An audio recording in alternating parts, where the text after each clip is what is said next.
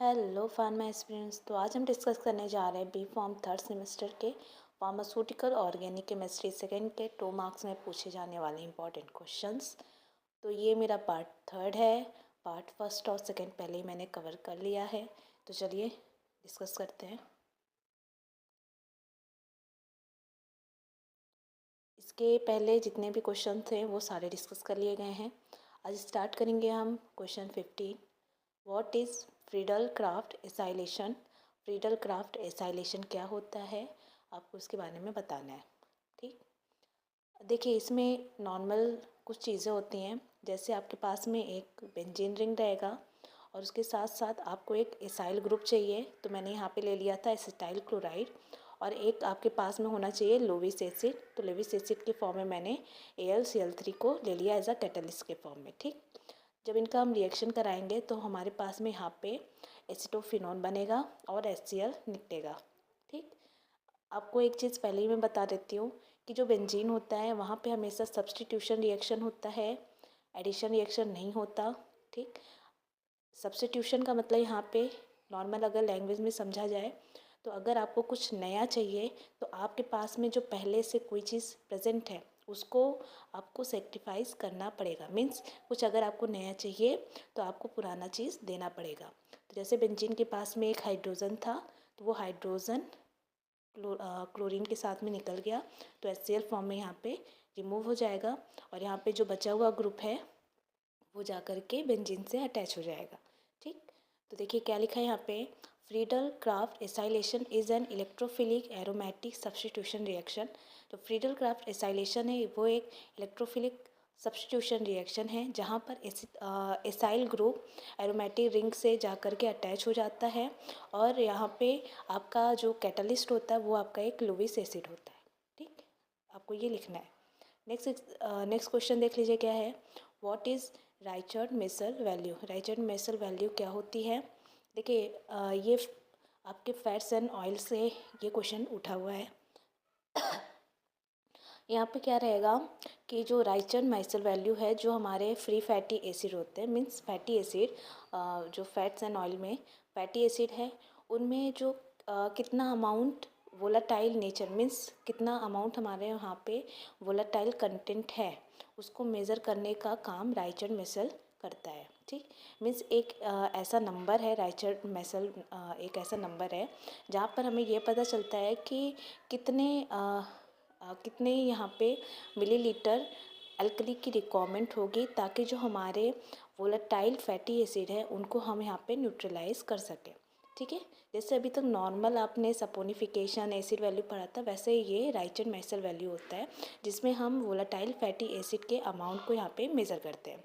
ठीक, ठीक है, यहाँ पे भी आपका टाइट्रेशन ही यूज़ किया जाएगा जिससे हमें पता चलेगा कि कितने यहाँ पे मिलीलीटर में एल्कली की ज़रूरत पड़ेगी, जिससे कि हम वहाँ पे जो सैंपल है, मीन्स सैंपल मतलब आपका फ़ैट या ऑयल है, उसमें जो हमारा वोलेटाइल कंटेंट है वो कितना अमाउंट है और उसको न्यूट्रलाइज करने में कितना एल्कली की यहाँ पे आवश्यकता हो रही है।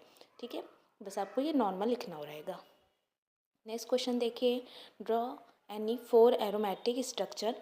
कोई 4 एरोमेटिक स्ट्रक्चर आपको बनाना है। तो मैंने यहाँ पे 4 बनाया था, बेंजीन का, नेप्थलीन का, एंथ्रासीन और फिर एंथ्रीन का। ठीक, एक बार आप इसको देख लीजिएगा। चलिए नेक्स्ट क्वेश्चन पे आ जाते हैं। Define aromaticity. एरोमेटिसिटी क्या है उसके बारे में बताइए। तो देखिए क्या लिखा है, aromaticity is defined as a property of the conjugated cycloalkenes which enhance the stability of a molecule due to the delocalization of electron present in the pi orbital। Means यहाँ पे जो एरोमेटिसिटी है वो जो साइक्लो एल्कीन्स होती है, यहाँ पे एल्कीन बोला है, एल्केन नहीं बोला है। तो यहाँ पे जो साइक्लो एल्कीन्स है मीन्स यहाँ पे आपका डबल बॉन्ड या ट्रिपल बॉन्ड प्रेजेंट होना चाहिए। ठीक, तो सॉरी ट्रिपल बॉन्ड तो नहीं होगा, यहाँ पे आपका डबल बॉन्ड यहाँ पे प्रेजेंट होना चाहिए, वो भी कहाँ पे, साइक्लिक स्ट्रक्चर जो होंगी उसके अंदर, वो भी फुल्ली कॉन्जुगेशन में। ठीक, तो यहाँ पे क्या है, एरोमेटिसिटी किसी भी साइक्लो एल्कीन की वो प्रॉपर्टी होती है जहाँ पर क्या होता है कि वो जो रिंग होता है वहाँ पे क्या होता है कि इलेक्ट्रॉन का डीलोकलाइजेशन होता है। डीलोकलाइजेशन की वजह से वो जो और जो रिंग होता है वो ज़्यादा स्टेबल होता है। एक बार देख लीजिएगा, इसको पढ़ लीजिएगा। यहाँ पे मैंने कुछ एग्जांपल लिखे हैं, जैसे बेंजीन और नेप्थलीन है। बेंजीन में आपको 3 यहाँ पे पाई बॉन्ड मिल जाएंगे और टोटल आपके यहाँ पे 6 इलेक्ट्रॉन होते हैं। ये 6 इलेक्ट्रॉन जो होते हैं वो रेजोनेंस के फॉर्म में होते हैं, मीन्स यहाँ पे उनका लगातार डिलोकलाइजेशन होता रहता है और जिसकी वजह से यहाँ पे जो बेंजीन रिंग होता है वो ज़्यादा स्टेबल हो जाता है। ठीक है, तो एरोमेटिसिटी नॉर्मली एक तरीके से जो हमारे साइक्लो एल्केन्स होती हैं उनके स्टेबिलिटी को शो करने के लिए होता है। ठीक, और ये एरोमेटिसिटी हमें पता कैसे चलेगा, तो मैंने आपको पहले ही बताया था, जो हकल्स रूल होते हैं उसके थ्रू हमें पता चलेगा कि कोई कंपाउंड एरोमेटिक है या नहीं, ये चीज़ हमें पता चल जाएगा। ठीक, चलिए नेक्स्ट क्वेश्चन पे आ जाते हैं। Why phenol is acidic, phenol acidic क्यों है, इसके बारे में बताइए। तो देखिए, यहाँ पे जो फिनॉल होता है वो एसिडिक इसलिए होता है क्योंकि जो फिनॉल के पास में जो हाइड्रोक्सिल ग्रुप होता है वो आसानी से अपने हाइड्रोजन को डोनेट कर देता है, मीन्स अपने प्रोटॉन को डोनेट करेगा। और ये हाइड्रोक्सिल ग्रुप मीन्स आपका फिनॉल आगे जा कर के फिनॉक्साइड आयन में कन्वर्ट हो जाता है, जिसकी वजह से उस पर जो निगेटिव चार्ज आ जाता है, और वो जो निगेटिव चार्ज है वो रिंग में लगातार डिलोकलाइज होता है, मीन्स रेजोनेंट के फॉर्म में वहाँ पे उसके जो चार्ज है वो स्टेबल होते रहते हैं। इस वजह से जो हमारा फिनॉल है वो एसिडिक नेचर का होता है। ठीक, आपको ये चीज़ पहले ही पता होगा कि एसिड क्या होता है, जो अपने प्रोटॉन को आसानी से डोनेट कर देता है, मीन्स जो हाइड्रोजन एटम्स को जो आसानी से डोनेट कर दे वो एसिड होता है। ठीक, तो यही चीज़ है कि जो फिनॉल होता है, फिनॉल पर जो हाइड्रोक्सिल ग्रुप है वो हाइड्रोक्सिल ग्रुप से जो हाइड्रोजन है वो आसानी से वहाँ पे डोनेट हो जाता है। इस वजह से ये जो हमारा फिनॉल है वो एसिडिक है। ठीक है, चलिए नेक्स्ट क्वेश्चन पे आ जाते हैं। वाई चलिए नेक्स्ट क्वेश्चन देख लेते हैं। Why paranitro aniline is less basic than aniline.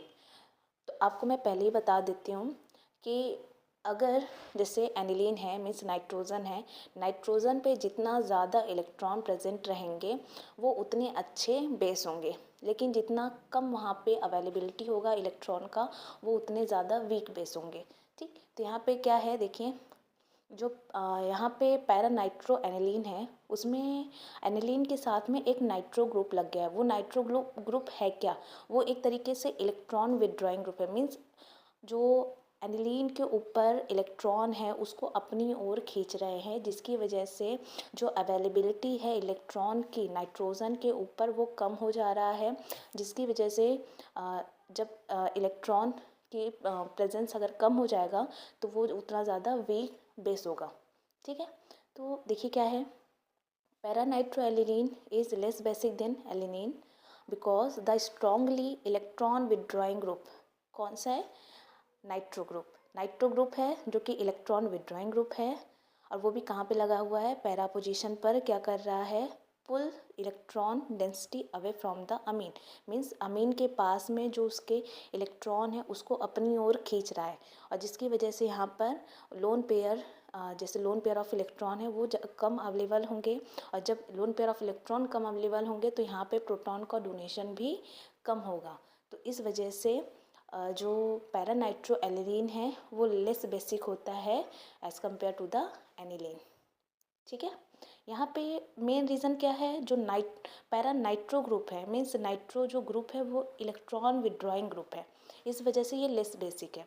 लेकिन अगर ये इसी के यहाँ पे कुछ और ग्रुप लग जाता है जो कि इलेक्ट्रॉन डोनेटिंग है, तो वो अपने इलेक्ट्रॉन को अमीन को देंगे, तो अमीन को देंगे मीन्स ज़्यादा से ज़्यादा इलेक्ट्रॉन वहाँ पर अवेलेबल होंगे डोनेशन के लिए, तो इस रीज़न से वो स्ट्रॉन्ग बेस हो जाएगा।